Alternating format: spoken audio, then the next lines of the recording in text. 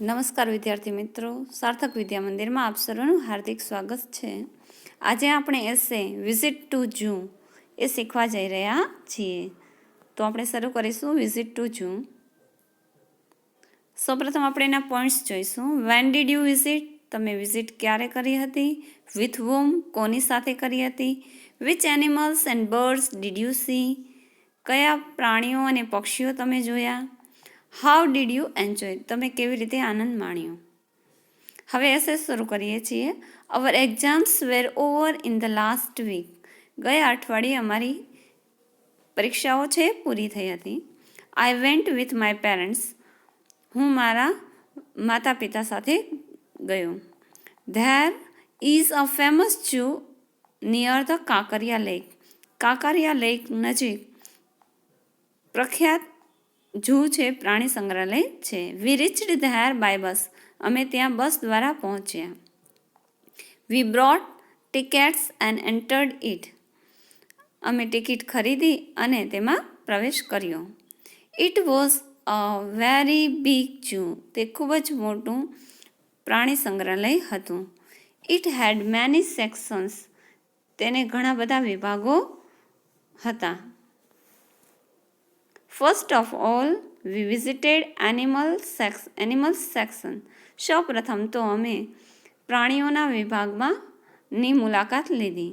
There were many animals like lions, tigers, elephants, monkeys, zebras, hippos, deer, bears, rabbits etcetera. ત્યાં ઘણા બધા પ્રાણીઓ હતા, જેવા કે લાઇક એટલે ના જેવા એવો અર્થ થાય. જેવા કે લાયન્સ સિંહ, ટાઇગર્સ વાઘ, એલિફન્ટ્સ હાથી, મંકીસ વાંદરાઓ, જીબ્રાસ જીબ્રા, હિપો ડિયર હરણ, બિયર રેચ, રેબિટ્સ સસલાઓ વગેરે પ્રાણીઓ હતા. સિંહ, વાઘ, હાથી, વાંદરા, જીબ્રા, હિપો, હરણ, રીંછ અને સસલા જેવા પ્રાણીઓ હતા. They were kept in a special cages made for them. They were kept એટલે રખાયા હતા. In a special cages, special એટલે ખાસ, વિશિષ્ટ, cages એટલે પાંજરાઓ. તેમના માટે બનાવેલ વિશિષ્ટ એવા પાંજરાઓમાં તેમને રાખેલા હતા. The lions and the wolves looked proud and majestic.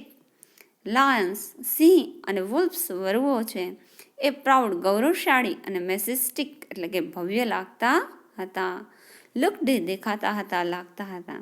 The deer were running here and there. Here અને ધેર એટલે અહીં તહીં. હરણો છે અહીં તહીં દોડી રહ્યા હતા. We saw a giraffe with a long નેક.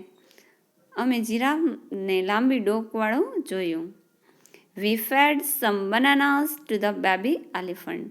ફીડનું ભૂતકાળ ફેડ થાય. ફીડ એટલે ખવડાવ્યું. We fed some bananas to the baby elephant.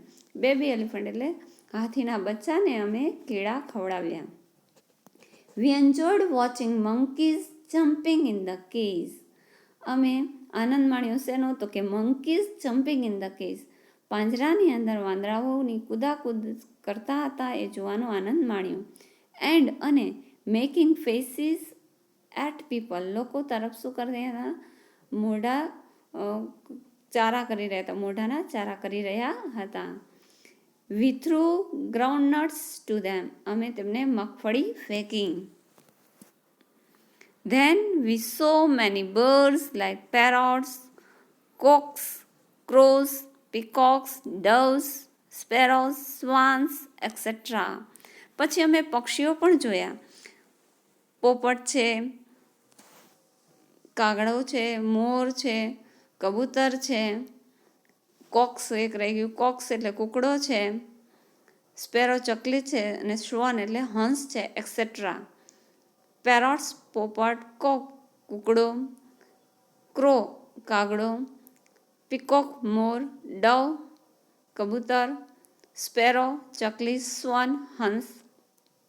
તો અમે પોપટ, કૂકડો, કાગડો, મોરો, કબૂતરો, ચકલીઓ, હંસો વગેરે પક્ષીઓને પણ જોયા. વી ઓલ્સો સો સ્નેક્સ એટલે સાપ, પાયથન્સ અજગર એન્ડ ક્રોકોડાઇલ્સ અને મગરો. અમે સાપ, અજગરો અને મગરોને પણ જોયા. We had a elephant ride and ate ice cream. અમે હાથીની સવારી કરી અને આઈસ્ક્રીમ પણ ખાધો. Our visit took about 3 hours. અમે આ મુલાકાત લગભગ 3 કલાક સુધી લીધી. We visited to stay there more. We wanted to stay there more. અમે ત્યાં વધુ સમય રોકાવા ઈચ્છતા હતા. પરંતુ ઇટ વોઝ ઓલમોસ્ટ 6 PM. લગભગ સાંજના 6 વાગી ગયા હતા. And we had to start back home. તેથી અમારે ઘર તરફ જવાનું શરૂ કરવું પડ્યું. Our visit to zoo was very pleasant and we enjoyed it very much. અમારી ઝૂની મુલાકાત છે એ ખૂબ જ ખુશનુમા રહી, આનંદદાયી રહી. પ્લેઝન્ટ એટલે આનંદદાયી રહી અને અમે તેનો ખૂબ આનંદ માણ્યો. It was a well spent day.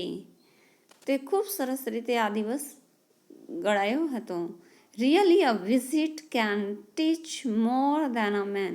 ખરેખર કોઈ મુલાકાત છે એ માણસ વ્યક્તિ દ્વારા કરતાં પણ વધુ શીખવી જાય છે. We liked the zoo very much. અમને આ પ્રાણી સંગ્રહાલય છે એ ખૂબ ગમ્યું. We brought many memories with us. અમે ઘણી બધી યાદો અમારી સાથે લેતા આવ્યા. હવે એના ડિફિકલ્ટ વર્ડ્સ છે એ આપણે જોઈશું. સેક્શન વિભાગ, બિયર રેજ, વલ્ફ્સ વરુઓ, પ્રાઉડ ગૌરવશાળી, મેજેસ્ટિક ભવ્ય, ફેડ ખવડાવ્યું, ફીડનું ભૂતકાળ છે, ગ્રાઉન્ડનટ મગફળી, સ્વાન હંસ, એલિફન્ટ રાઇડ હાથી પર સવારી, સ્નેક સાપ, પાયથન અજગર, ક્રોકોડાઇલ મગર, પ્લેઝન્ટ આનંદદાયી.